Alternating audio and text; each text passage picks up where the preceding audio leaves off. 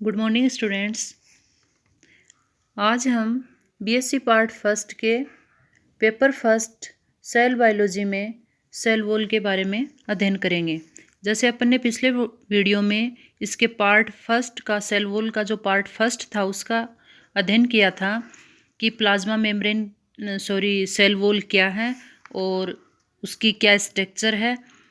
आज अपन cell wall का origin कैसे होता है और कैसे उसकी ग्रोथ होती है, क्या उसके फंक्शन हैं, इसके बारे में अध्ययन करेंगे। तो जैसे कि आप लोग जानते हो, सेल वॉल जीवद्रव्य के चारों ओर पाई जाने वाली वह एक नॉन लिविंग लेयर है जो मतलब प्लाज्मा झिल्ली के बाहर स्थित होती है और जीवद्रव्य को एक तरह से चारों ओर से एक रक्षात्मक कवच का काम करती है। ये तो है सेल वॉल। और सेल वॉल मैंने बताया था आप लोगों को कि दो कंपोनेंट से मिलकर बनी होती है, मैट्रिक्स और फाइब्रिल, जो कि एक पॉलीसेकेराइड होते हैं। ठीक है, तो आज हम सेल वॉल का ओरिजिन कैसे होता है इसके बारे में पढ़ेंगे। सेल वॉल का जो ओरिजिन है वो जब कोई भी सेल बनती है,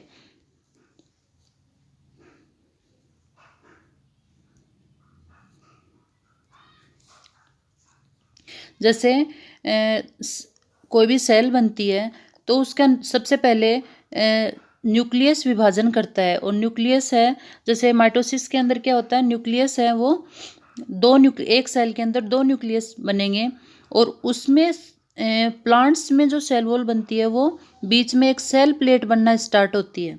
ये सेल प्लेट है, ये धीरे धीरे बाहर किनारों की तरफ बढ़ती है प्लाज्मा झिल्ली की तरफ, और इसके ऊपर जो सेल प्लेट बनती है इसके ऊपर फिर प्राथमिक भित्ति, द्वितीयक भित्ति, तृतीयक भित्ति इनका निक्षेपण हो जाता है और एक तरह से ये एक कोशिका है, ये दो कोशिकाओं में विभक्त हो जाती है।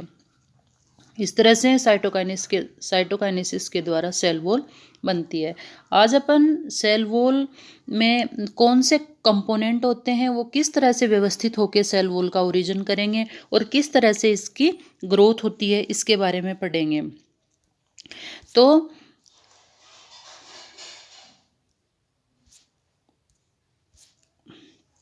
यहाँ पे जैसे कि जो सेल प्लेट बनती है सेल के बीच में, उस सेल प्लेट को बनने के लिए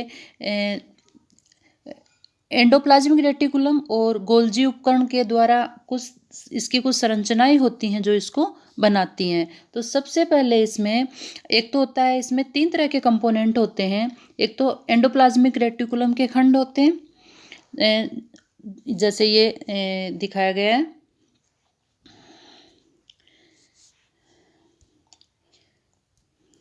ये एंडोप्लाज्मिक रेटिकुलम के खंड हैं, ये वाले जैसा डायग्राम में दिखाया गया। दूसरा है, इसके अंदर लगभग 20 माइक्रोमीटर परिमाप वाली कुछ पुटिकाएं होती हैं जो गोल्जी उपकरण से टूट के बनती हैं। ये हैं वेजाइकल्स, छोटे वाली, जो कि गोल्जी उपकरण से बनती है। इसके साथ ही कुछ बड़े परिमाप की लगभग 250 माइक्रोमीटर परिमाप वाली कुछ बड़ी पुटिकाएं भी होती हैं जिनको फ्रेगमोसोम्स कहते हैं। ये फ्रेगमोसोम्स हैं, ये कुछ बड़ी होती हैं। ये तीनों कंपोनेंट मिलके क्या करते हैं कि सेल प्लेट का निर्माण करेंगे। तो इन तीनों संरचनाओं को मिलाकर फ्रेगमोप्लास्ट उपकरण कहा जाता है। तो ये एक तरह से इस रूप में व्यवस्थित रहती हैं और फ्रेगमोप्लास्ट उपकरण कहलाती हैं। अब है कि ये सबसे पहले जब सेल प्लेट बनेगी तो अंतःपृथ्वी जालिका जो होती है उसके खंड और ये जो कुछ पुटिकाएं होती हैं वो मध्यवर्ती क्षेत्र में पंक्तिबद्ध हो जाती हैं। जैसे ये सेल है और सेल के ये दो न्यूक्लियाई हो गए इसमें, और यहाँ पे बीच वाले क्षेत्र में कौन कौन, एक तो एंडोप्लाज्मिक रेटिकुलम के खंड ER के, और दूसरा है ये वेजाइकल्स। ये दोनों एक प्लेट के रूप में ऐसे व्यवस्थित हो जाएंगे। ये देखो, ये दिखाया गया, ठीक है। ये इस रूप में एक पंक्ति में व्यवस्थित हो जाती हैं और एक तरह से ये पूरी लंबाई में बढ़ती हैं और कोशिका द्रव्य को दो भागों में विभाजित कर देती हैं इस रूप में, ठीक है। बाद में क्या होगा, कुछ पुट्टिकाएं इसमें संयुक्त होकर एक झिल्ली जैसी संरचना बना लेती हैं। अब कुछ पुट्टिकाएं क्या होंगी, जैसे आपस में संयुक्त हो जाती है और एक झिल्ली जैसी संरचना बन जाती है। और ये झिल्ली बाद में सेल के बाहर जो प्लाज्मा झिल्ली होती है, ठीक है, जैसे यहाँ पे प्लाज्मा झिल्ली पहले ही बन चुकी थी, उस प्लाज्मा झिल्ली से ये वाली जो झिल्ली बनी है वो उससे जुड़ जाती है। उस झिल्ली के दोनों झिल्लियों के बीच में पेक्टिन जैसा पदार्थ जम जाएगा। जैसे देखो, मान लो ये सेल है, ठीक है, इसके चारों ओर प्लाज्मा झिल्ली बन गई थी, यहाँ पे भी प्लाज्मा झिल्ली बन गई थी और यहाँ पे प्लेट बनना स्टार्ट हुई है। जैसे ही ये प्लेट बनेगी, इसमें ये ईआर और वेजाइकल्स जो पंक्तिबद्ध हो जाएंगी, उसके बाद में इसमें कुछ वेजाइकल्स हैं वो आपस में फ्यूज होकर एक झिल्ली जैसी संरचनाएं बनाई। वो झिल्ली है वो इधर वाली प्लाज्मा झिल्ली और इस प्लाज्मा झिल्ली के से संयुक्त हो जाती है और उनके बीच में कुछ पेक्टिन पदार्थों का निक्षेपण हो जाता है। ठीक है, इन पेक्टिन पदार्थ हैं यही क्या बनाते हैं, मध्य पटलिका बनाते हैं। अब ये जो पेक्टिन जो होता है वो पुट्टिकाओं से भरा हुआ होता है और कुछ स्थानों पर इसके जो स्पेस रह जाते हैं, मतलब पूरा संलग्न नहीं होता, वहाँ पे प्लाज्मोडेस्मेटा बन जाते हैं, जैसे बीच बीच में प्लाज्मोडेस्मेटा बन जाएंगे। ये यहाँ पे जैसे ये दिखाया गया कि बीच बीच में ये कुछ स्पेस रह गए और वहाँ पे पेक्टिन का निक्षेपण नहीं हुआ तो वहाँ पे प्लाज्मोडेस्मेटा बन जाते हैं। प्लाज्मोडेस्मेटा क्या करते हैं, ये एक सेल से दूसरे सेल में कोशिका द्रव्य के अभिगमन में सहायक होते हैं कि उनका आपस में कॉन्टेक्ट बना रहता है। अब ये जो छोटे वाली पुट्टिकाएं हैं वो परत के दोनों ओर फ्रेगमोसोम्स के रूप में दिखाई देती हैं और एक झिल्ली के रूप में बने होते हैं। इनमें कुछ कणात्मक मैट्रिक्स भी होता है और इसमें लगभग 250 माइक्रोमीटर वाली भी इसमें व्यवस्थित हो जाती हैं और ये भी मध्य पटलिका के निर्माण में अपना योगदान देती हैं। उसके बाद में क्या होगा, ये जो मध्य पटलिका बनी है बीच में, इसके चारों ओर, ठीक है, कुछ जो ये डॉटर सेल होती हैं, ये जैसे मध्य पटलिका बन गई, ये इधर एक डॉटर सेल बन गई, इधर एक डॉटर सेल बन गई। अब इन डॉटर सेल के द्वारा यहाँ पे कुछ पदार्थों का निक्षेपण स्रावित होगा या जीवद्रव्य के द्वारा कुछ पदार्थों का जमाव स्टार्ट हो जाता है और प्राथमिक भित्ति का निर्माण कर लेता है।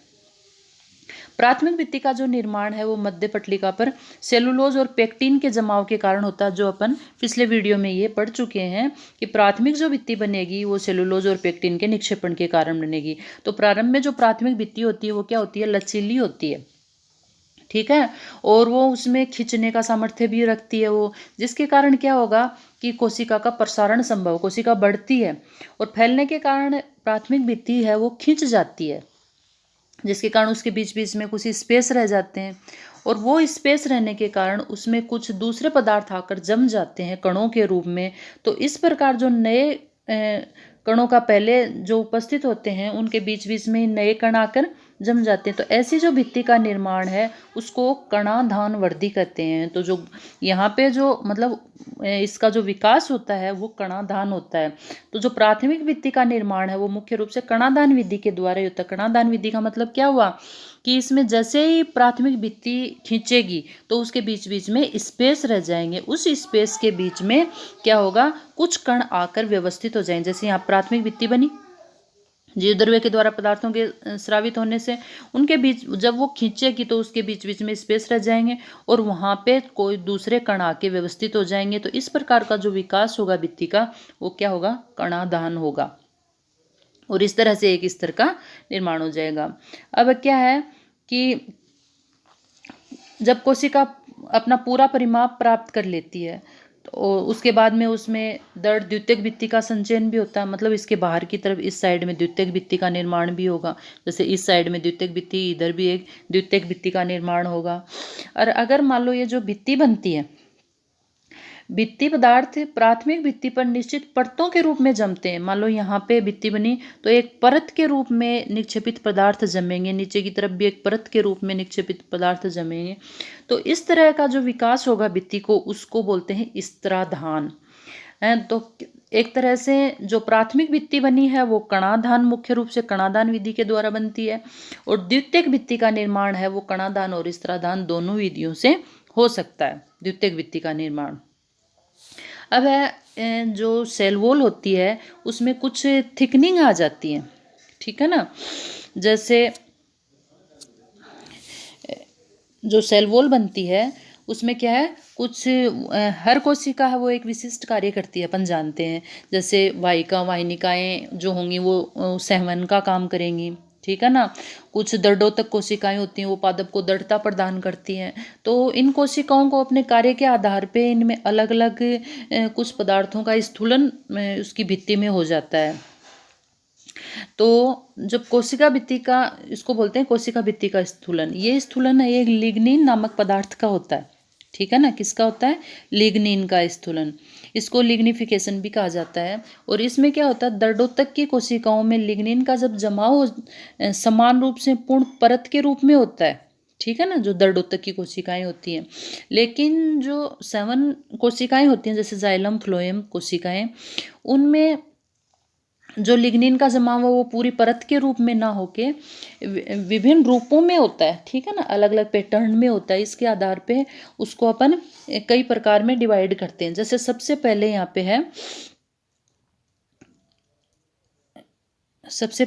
है वलयाकार, ठीक है ना। सबसे पहले वलयाकार, ये देखो डायग्राम में दिखाया गया है। इसमें क्या होगा, जो लिग्निन का जो निक्षेपण है वो छल्लों के रूप में होगा। देखो एक छल्ला ये रहा, एक ये रहा, एक ये रहा, ये लिग्निन का निक्षेपण है, ठीक है ना। जब कोशिका भित्ति के अंदर की सतह जो होती है ना उस पे लिग्निन छल्लों के रूप में जम जाता है, तो इसको बोलते हैं वलयाकार या एनुलर स्थूलन। इसमें जो छल्ला है वो लगभग समानांतर होते हैं सारे छल्ले, ये देखो एक छल्ला ये एक दूसरे के क्या है, समानांतर होते हैं। और ये जो प्रोटोजाइलम की वाहिका और वाहिनिकाएं जो होती हैं उनमें इस तरह के स्थूलन देखने को मिलते हैं। दूसरा है स्पाइरल, सर्पिल जिसको बोलते हैं। सर्पिल में क्या होगा, इसमें ये देखो जैसा डायग्राम में दिखाया गया है, ये स्पाइरल रूप से लिग्निन का इस रूप में निक्षेपण होता है, ठीक है ना। तो सर्पिल पट्टी के रूप में इसमें लिग्निन का जमाव होता है, और ये भी किस में पाया जाता है, प्रोटोजाइलम की वाहिनिकाओं और वाहिकाओं में ही ये पाया जाता है। तो ये हो गया अपना सर्पिल। उसके बाद में है सीडी नुमा होता है। तो अगर लिग्निन का निक्षेपण एक दूसरे के समानांतर पट्टियों के रूप में जम जाए, जैसा ये देखो ये दिखाया गया, ये एक दूसरे के समानांतर है और पट्टी के रूप में है, ना कि छल्लों के रूप में। तो इस तरह का जो निक्षेपण होगा उसको सीडी नुमा कहेंगे। और ये जो सीडी है वो डंडों के रूप में दिखाई देती है, ये देखो ये डंडे के रूप में दिखाई देती है। उसके बाद में है रेक्टिकुलेट या जालिका रूपी। तो इसमें क्या है, जो लिग्निन का जो निक्षेपण होगा वो आड़ी तिरछी लिग्निन की पट्टियाँ बनेंगी ये, ठीक है ना। उसमें ये जैसे इसमें दिखाया गया आड़ी तिरछी, इसमें लिग्निन की पट्टियाँ बनती हैं और एक जाल सा बना लेते हैं, इसको जालिका का स्थूलन बोलते हैं। फिर है पिटेड, ये है जालिका ये वाला। अब उसके बाद में है पिटेड। पिटेड में क्या होगा, पूरी भित्ति पर लिग्निन लगभग समान रूप से जमा हो जाता है वैसे नॉर्मली देखा जाए तो। और अगर पूरी भित्ति स्थूलित हो जाती है, अगर पूरा जम जाएगा तो, लेकिन कुछ जगह पर खाली स्थान बच जाते हैं, ठीक है। जब लिग्निन का निक्षेपण होता है तो कुछ जगह पे खाली जगह बच जाती है, और उसको लिग्निन रहित जो क्षेत्र होता है वो पिट कहलाता है एक तरह से, ठीक है ना। तो इस प्रकार का जो स्थूलन होगा वो पिटेड प्रकार का होगा। तो ये पिटेड दो तरह के होते हैं पिट, एक तो होते हैं साधारण गर्त, ठीक है ना, और सिंपल पिट बोलते हैं, और दूसरा होता है परिवेशित गर्त, ये वाले परिवेशित गर्त हैं जिसको अपन बोलेंगे बॉर्डर्ड पिट। तो जो साधारण गर्त होते हैं वो क्या होंगे, गोल और अंडाकार दिखाई देते हैं, ठीक है ना। कोशिका भित्ति पे जब लिग्निन का निक्षेपण होगा तो कुछ स्थान खाली रह जाएंगे जो पिट बनाएंगे। तो ये पिट अगर गोले के रूप में दिखाई दें या अंडाकार दिखाई दें और एक पैर के रूप में दिखते हैं, तो इस तरह के जो गोले और अंडे पैर के रूप में दिखेंगे तो उस तरह के गर्त को अपन साधारण या सिंपल पिट कहेंगे। इनमें क्या होगा, जो पैर होगा, गर्तों का जो पैर होगा वो दोनों कोशिकाओं की भित्ति पर आमने सामने बनते हैं। ये देखो ये यहाँ पे जो पिट बनेगा वो, ये बीच में पिट मेम्ब्रेन है और ये बीच में पिट मेम्ब्रेन है और पिट मेम्ब्रेन के दोनों तरफ ये गर्त है, मतलब यहाँ पे लिग्निन का निक्षेपण नहीं हुआ है और ये पेड़ में पाए जाते हैं। एक सेल की सेल वॉल ये है और एक दूसरे की सेल वॉल ये है, दोनों के बीच में ये गर्त पाया जाएगा, तो इसको बोलेंगे सिंपल गर्त। ठीक है ना, ये है सिंपल, साधारण गर्त। यहाँ पे क्या होगा, दोनों कोशिकाओं की भित्ति पर जो उपस्थित गर्त है वो जोड़ों की केवल मध्य पटलिका व प्राथमिक भित्ति ही इसमें अलग अलग करती है इसको, और ये झिल्ली जो बीच में होती है ये गर्त कला कहलाती है, पिट मेम्ब्रेन कहलाती है। देखो ये वाली पिट मेम्ब्रेन है। यहाँ पे क्या होगा, जो गर्त की पूरी गहराई तक समूचा क्षेत्र है ना वो एक समान होता है। देखो यहाँ पिट मेम्ब्रेन से बाहर तक पूरा जो क्षेत्र है वो एक समान, मतलब चौड़ाई दोनों में एक समान है। ये इसकी विशेषता साधारण गर्त की। दूसरा होता है परिवेशित गर्त, ये वाला परिवेशित। और ये साधारण गर्त है, ये बाहर से देखने पे कैसा दिखेगा, अंडाकार दिखेगा। ठीक है ना। अब है जो परिवेशित गर्त। परिवेशित गर्त में क्या होगा, इस प्रकार का जो गर्त है वो फनल शेप्ड होता है। ये देखो फनल शेप्ड हो गया, ठीक है, फनल शेप्ड होता है, फनल की तरह। इसमें जो गर्त में जो संपूर्ण गहराई तक एक सा क्षेत्र नहीं होता। ठीक है ना। इसमें कोशिका भित्ति से गर्त कला तक, अगर अपन कोशिका भित्ति से गर्त कला तक चलें तो गहराई तक एक सा क्षेत्र नहीं होता है, और गहराई ये पिट मेम्ब्रेन की तरफ इसका व्यास गड्ढे का बढ़ता जाता है। ठीक है ना, जैसे यहाँ तो सकरा होगा और जैसे जैसे अपन पिट मेम्ब्रेन की तरफ चलेंगे तो ये वाला स्पेस इसका बढ़ता जाएगा, और ये गर्त क्या करेंगे, एक कीप के जैसी स्ट्रक्चर बना लेंगे। यहाँ पे भी जो पेयर्स में होंगे और दोनों कीप एक दूसरे के ऊपर रखी हुई अपन को यूँ प्रतीत होंगी कि दोनों कीप एक दूसरे के ऊपर रखी हुई है।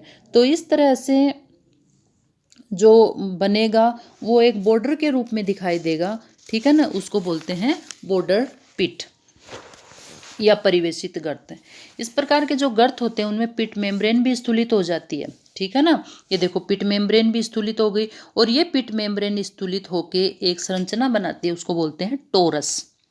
टोरस क्या करेगा, ये दो जो कोशिकाएं होती हैं ये उनके मध्य विसरण को कंट्रोल रखता है। ठीक है ना, तो जब उनके मध्य कोई विसरण होता है तो ये विसरण को रोकते हैं, और एक जो टोरस है वो एक और दबकर गर्त को बंद कर देते हैं। ये देखो ये दब के एक दूसरे गर्त को क्या कर देंगे, बंद कर देंगे। इस प्रकार का टोरस एक वाल्व की तरह काम करता है और आवागमन को कंट्रोल करता है दो कोशिकाओं के बीच में। तो यहाँ पे जो साधारण गर्त हैं वो कुछ जीवित कोशिकाएं जैसे पेरेनकाइमा है, कोलेनकाइमा, इनमें पाए जाते हैं, और इनके द्वारा जीवद्रव्य का आवागमन होगा, ये वाला जो गर्त है वो। ठीक है ना। और जो परिवेशित गर्त है वो वाहिका और वाहिनिकाओं में मिलते हैं, ये वाला जो गर्त है वो।